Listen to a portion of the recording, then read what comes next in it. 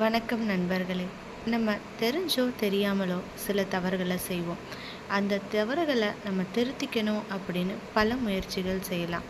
அதுக்கே மாதிரி நமக்கு தெரியாமல் நம்ம செஞ்ச பாவங்களை எப்படி தீர்ப்போம்? கடவுள் நம்பிக்கை இருக்கவங்களா இருந்தால் ஒன்று காசியில் இருக்க கங்கை தீர்த்தத்துக்கோ இல்லை ராமேஸ்வரத்தில் இருக்க புண்ணிய தீர்த்தத்துக்கோ போயிட்டு நீராடுவாங்க.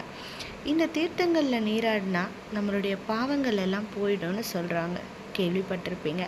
சரி, நம்மக்கிட்ட இருந்து போகிற பாவங்கள் எங்கே போகிறது அப்படின்னு யோசிச்சிருக்கீங்களா?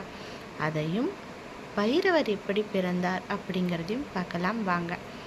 ராமர், லக்ஷ்மணர், சீதை எல்லாரும், அனுமன் எல்லாரும் ராவணன் வதத்துக்கு அப்புறமா இலங்கையிலேருந்து ராமேஸ்வரம் வந்து சேர்ந்ததை நம்ம எல்லாருக்குமே தெரிஞ்சிருக்கோம்.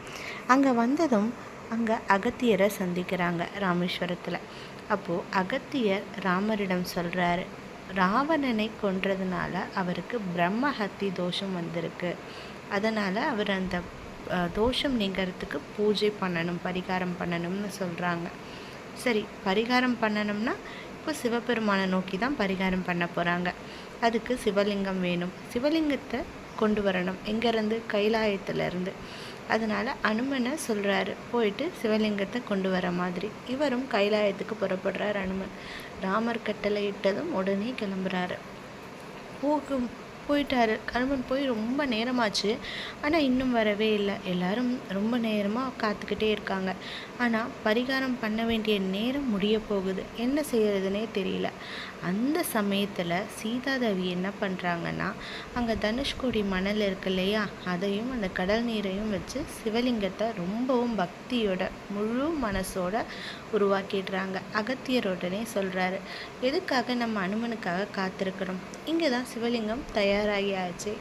இவரை வச்சு நம்ம பூஜை பண்ணிடலான்னு சொல்கிறாங்க. ராமரும் அவருக்கு உரிய பூஜைகளெல்லாம் செஞ்சு பரிகாரத்தை பரிபூர்ணமாக செஞ்சிடுறாரு.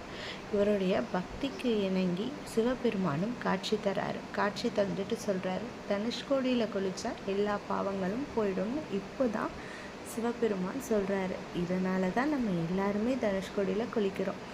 சரி, இப்போ குளித்ததும் ராமருடைய பாவங்கள்லாம் என்ன ஆகுதுன்னா, அந்த கடல் வழியாக வந்து போகுது. யாரை பிடிச்சிக்கலாம் அப்படிங்கிற மாதிரி போகுது. உடனே சிவபெருமான் என்ன தன்னுடைய அம்சமான பைரவரை தோற்றுவிக்கிறார். பைரவர் அந்த கடலில் தோன்றி அந்த பாவத்தை தன்னுடைய காலால் அமுக்கி பாதாள லோகத்துக்கு அனுப்பிடுறார். இந்த மாதிரி தான் ராமர்கிட்டேருந்து வந்த பாவம் யாரையும் அடையாமல் பாதாள லோகத்துக்கு போயிடுது. இதன் காரணமாகத்தான் இவர் பாதாள பைரவர்னு பேரும் வாங்கிடுறாரு. சரி, அனுமன் சிவலிங்கத்தை எடுக்கத்தானே கைலாயம் போனார். அவர் எங்கே போனார்? அவர் அங்கே போயிட்டு பார்த்தா சிவபெருமானை காணும். சிவபெருமானை நோக்கி கடுமையான தவம் இருக்கார். அதனுடைய பலனாக சிவபெருமான் அவர் முன்னாடி தோன்றி 2 சிவலிங்கங்களை கொடுக்குறாரு. சிவலிங்கத்தை வாங்கினது தான் அவ்வளோ நேரம் பொறுமையாக இருந்தவருக்கு அதுக்கு மேலே தாமதிக்கவே முடியல. அங்கேருந்து வேகமாக வராரு. ஏன்னா ராமர் பூஜிக்கணும் இல்லையா, வேகமாக வந்து அந்த சிவலிங்கங்களை கொண்டு வராரு, ராமர்கிட்ட கொடுக்கணும். வந்து பார்த்தா பூஜையெல்லாம் பண்ணிகிட்டு இருக்காங்க. இவருக்கு ரொம்பவும் அதிர்ச்சி ஆயிடுச்சு. என்னடா இது, நம்ம எவ்வளவு வேகமாக ஆசையாக முழு பக்தியோடு வந்தோம், ஆனால் நம்ம கொண்டு வந்த லிங்கங்களை வச்சு பூஜை பண்ணலையேன்னு வருத்தப்படுறாரு. இதை ராமர் புரிஞ்சுக்கிறாரு. உடனே சொல்கிறாரு, சரி அனுமன், நீ வந்து சீதாதேவி உருவாக்கின இந்த மணல் லிங்கத்தை எடுத்துட்டு நீ கொண்டு வந்த சிவலிங்கங்களை பிரதிஷ்டை பண்ணுன்னு சொல்கிறாரு. உடனே அனுமனுக்கு சந்தோஷம். ஏன்னா அவர் கொண்டு வந்த சிவலிங்கங்களை வச்சு பூஜை பண்ண போகிறாங்கன்னு சொல்லிட்டு என்ன பண்ணுறாரு, தன்னுடைய வாளினால் முயற்சி பண்ணுறாரு. அனுமனுடைய வாளுக்கு அரும் சக்தி அதிகம். ஏன்னா அது சக்தி ஸ்வரூபம். பார்வதி தேவியே வாளா அமைஞ்சிருக்காங்கன்றது நிறைய பேருக்கு தெரியும் இல்லையா. அந்த வாளை கொண்டு அவர் இழுக்க முற்படுறாரு. ஆனால் அசைக்க கூட முடியல சிவலிங்கத்தில். எல்லாருக்கும் ஒரே ஆச்சரியமாக போச்சு, சுற்றியிருந்த மற்றவர்களுக்கு. என்னடா இது மணலால் செஞ்ச லிங்கமாச்சு, அசைக்க கூட முடியலையே. ஆனால் அவருடைய வாள்பட்ட அந்த தழும்புங்கிறது சிவலிங்கத்தில் இன்றைக்கும் பார்க்க முடியும். உடனே சொல்லிடுறாரு, ராமர் வந்து அனுமனுடைய வருத்தத்தை நீக்கிறதுக்காக சொல்கிறார், இங்கே வந்து வழிபடுறவங்க எல்லாரும் முதல்ல அனுமன் கொண்டு வந்த லிங்கங்கள் சிவலிங்கங்களை வழிபட்ட பிறகு தான் சீதாதேவி உருவாக்கி நான் பூஜை பண்ண இந்த ராமலிங்கத்தை வழிபடுவாங்க அப்படின்னு சொல்கிறாங்க. அதே மாதிரி ராமர் வழிபட்டதுனால தான் அந்த தலத்துக்கு ராமேஸ்வரம் அப்படிங்கிற பேரும் கிடைச்சிது. இதுதான் தனுஷ்கோடியில் நம்ம குளிச்சா பாவங்கள் கரையுது அப்படிங்கிறதுக்கான பின்னணியில் கூறப்படுகின்ற காரணம். எல்லாருக்கும் ஒரு சந்தேகம் இருக்கலாம், இது மண்ணால் செய்யப்பட்ட சிவலிங்கம் தானே, அபிஷேகங்கள்லாம் செய்யும் போது பால் தண்ணி இந்த மாதிரி நீராலான பொருட்கள் எல்லாம் ஊற்றி அபிஷேகம் செஞ்சால் மணலில் செஞ்ச சிவலிங்கம் கரைஞ்சிடாதா? ஒரு முறை மக்களுக்கு இந்த மாதிரி ஒரு சந்தேகம்.